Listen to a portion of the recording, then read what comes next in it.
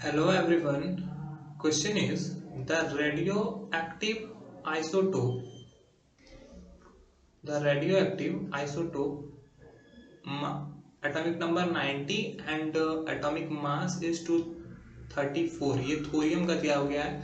Undergoes two successive beta decay पे गया है फॉलोड बाय अल्फा डिके, फिर एक अल्फा डिके हुई हुआ है. The atomic number and the mass number respectively. We have to find atomic number and mass number. तो आपको जैसा कि मैं बता दूं, ये थोरियम है जिसका atomic number 90 and atomic number means number of proton. 90 means number of proton, जो कि एटॉमिक नंबर भी कहलाता है, या फिर Z से भी इसको डिनोट कर सकते हो. तो Z यहाँ पे 90 है और एटॉमिक मास जो है A है 234.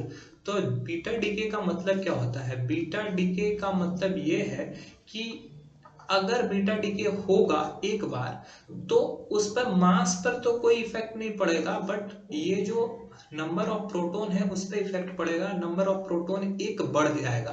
बीटा डीके जैसे ही होगा तो यहाँ नंबर ऑफ प्रोटॉन इस पर कोई फर्क नहीं पड़ने वाला है. वो 234 का 234 रहेगा, लेकिन ये 90 से 91 होगा. ये एक अल्फा डीके में हुआ.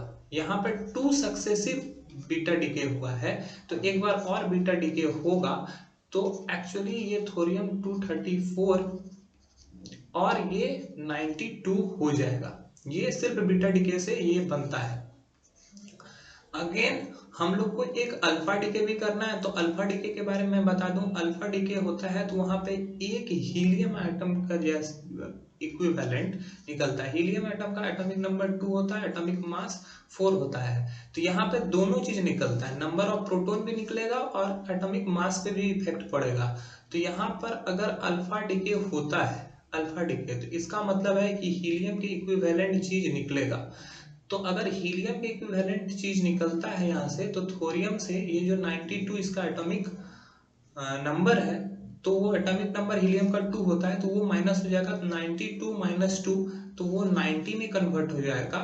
और एटॉमिक मास 4 होता है, तो वो 234 में एटॉमिक मास 4 माइनस हो जाएगा, तो वो 230 हो जाएगा. तो नया जो एलिमेंट बनेगा उसका एटॉमिक मास और एटॉमिक नंबर रेस्पेक्टिवली यही होगा. Atomic number is 90 and atomic mass is 230. तो ऑप्शन सी इज करेक्ट.